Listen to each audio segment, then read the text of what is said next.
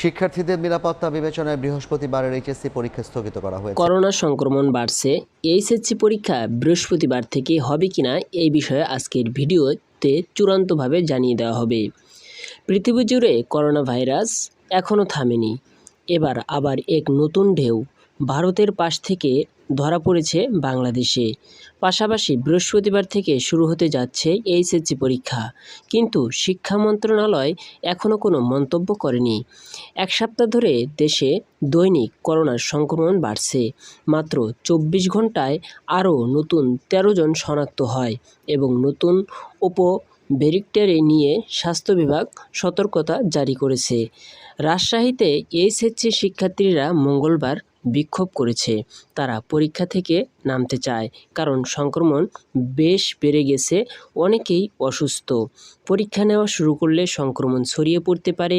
শিক্ষা মন্ত্রণালয়ের বক্তব্য না থাকার কারণে শিক্ষার্থীরা ও অভিভাবকদের উদ্বেগ প্রবল বাড়ছে। তারা জানে না কী হবে। ভোরের পর ভোর চলে যাচ্ছে, বৃহস্পতিবার আর কয়েকদিন পরেই আসছে।